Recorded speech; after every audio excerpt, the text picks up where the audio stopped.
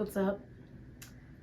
So, in short, I just turned 30 this month and I have spent my entire life creating, but I've decided to try and dedicate the next decade of my life to really pushing myself to create in a more productive, structured way. I'm really inspired by the artist way. I wanted to try something similar to that. I can be a little resistant to some structure, so I am going to do it in my own way, my own artist way, so to speak. I have set a couple rules for myself to try and follow over the course of the next year to see how much I can progress and what it'll do for me. The rules are as follow.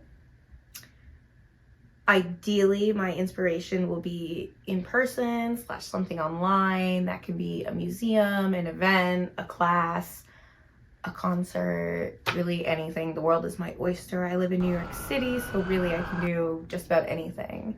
I want to incorporate one artistic rule for each piece. That could be either it be on a gridded structure, it could be a certain color scheme, it could be certain techniques, because I'm always looking to expand my painting techniques because I've taken a handful of art classes in a professional college setting.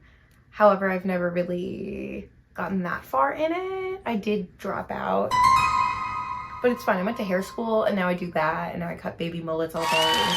It's fun. It still scratches that creative itch to an extent. My next rule will be I need to have some form of inspiration board. So it can be a mood board, a collage, sketches in my notebook, a Pinterest board, ideally at least 2 of those options. So for now, I'm trying to really push a Pinterest board and something physically sketched on a sketchbook instead of just going for it, which has been my history and my pattern before. I would like to more thoroughly document the process. So from start to finish, from like initial thoughts to the actual process itself, to my afterthoughts and final result. And I would like to, ideally in a perfect world, do this at least once a month. In an absolutely perfect world, twice a month. But I do have a day job, and again, I live in New York City, so I got a lot of rent to cover. I also have some other goals for the year to keep me on track and that are also artistically motivated and driven. And that is first and foremost to learn. I'd like to learn new techniques, maybe a new medium. I always am trying out new things. I've been really into fiber arts the last few years, and I'm kind of trying to pivot back into painting for the time being, at least. We'll see where it goes. And I'd love to explore and maybe learn new like underpainting techniques and ways to like set up my canvas. I feel like that's an interesting avenue to explore. I would like to apply to 3 artist residencies. I would also like to apply to 5 grants / paid opportunities of that sort. Also maybe possibly trying to apply to some art studios to see if I can get a paid residency at those and get an art space, because yet again, New York City apartment, she's not very big. She's small but mighty. And I would also like a goal for this year to get my first $1,000 plus commission, which we're getting close, folks. We've got 2 that have already like teetered right on the edge right there. So I really think year 30 is going to be it for me. I think we can do it.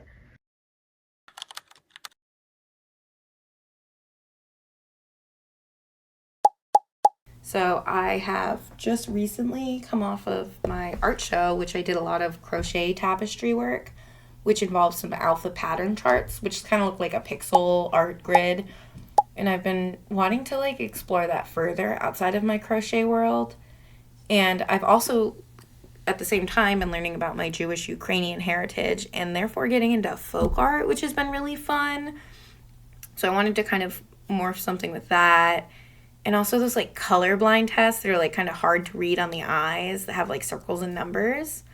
So I wanted to play with something along those lines. And I've really been into bugs and stuff lately. So I really like how like poison dart frogs have really colorful patterns and stuff, but it means danger. So I wanted to play with that. So to do so, here's my color scheme. It's a mix of budget and high-end paints. And then here's my painting of it.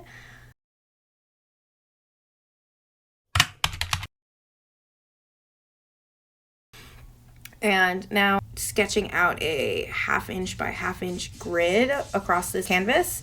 And this canvas is 10 inches by 30 inches, so it ends up being 20 pixels by 60 pixels. So now I'm just going in and pixel by little pixel, painting in each square. Each one took probably 2 to 3 layers, depending on which paint color it was, on top of the quinacridone magenta, which is one of my favorite paint colors, might I just add.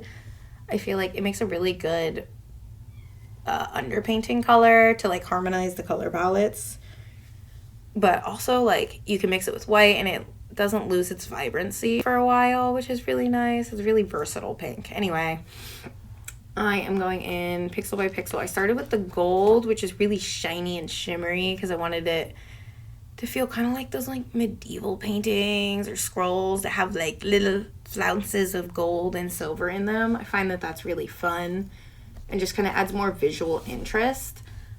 I also wanted to explore how a lot of bugs and like the poison dart frog have very colorful coats, and that can mean danger and all kinds of things, but it's very eye-catching. And then also it can be kind of hard for the eyes to really focus on it. Think of those, again, the colorblind tests, and then the those like anti-paparazzi jackets that like reflect really, really harshly with the flash on. So it's kind of an optical illusion on the eyes, which is fun.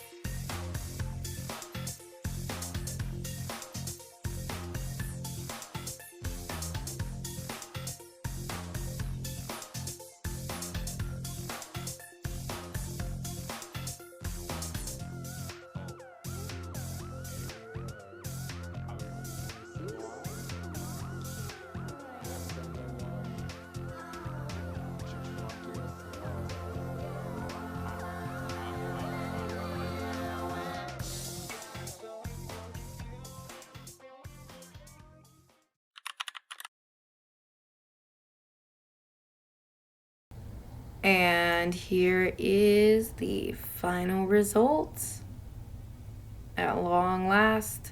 It kind of is hard to pick up on camera, which kind of was the point, kind of an obstacle I didn't really think out that far while making a video about it, but you can see it kind of the fluorescent pink in it, which I usually don't use, which was a really fun change for me. It kind of makes the white focus struggle, which is really fun. It's like kind of like those colorblind tests, but the camera's kind of struggling with it to tell the difference. So what did I learn from this in summary? First and foremost, glutton for punishment. If you couldn't tell, I love to give myself a really unnecessarily difficult and tedious task just for the thrill of it, for the thrill of the game, truly. I also have learned that I actually really have a soft spot for like a magenta turquoise combo. I really like how specifically my cheap turquoise paint is layering over the magenta, and I like the tones with that, so I feel like I'm going to put a pin in that to explore that color scheme more on another day. I also discovered the joys of the bright brush type, which I got, I believe is 3/8 inch. It's just smaller than the 1/2 inch squares that I have, and it was honestly perfect for what I needed. I do need to work a little bit more in some mediums to try and get a better consistency and texture of the paint, but that's a whole other problem for another day. And honestly, I always kind of love when if you get really close to a painting, you can see the brush strokes and you can see the like humanness and like organicness of it up close. And I also learned fluorescent paint, not as scary as I thought, and kind of fun to play with. It layers well, and I'm going to spend some more time mixing it and playing with it and color theory of it to see how like vibrant and punchy I can get other colors and what the limits are. So yeah, don't forget to follow me on here. You can follow me YouTube, TikTok, Instagram. I'm atrocious about posting, but I am addicted to my phone, so I'm on there. I see your comments and I see everything, for better or worse, honestly. And that's all for today. I'm gonna go feed my cat, who is currently trying to scratch down this door with every ounce of strength he has.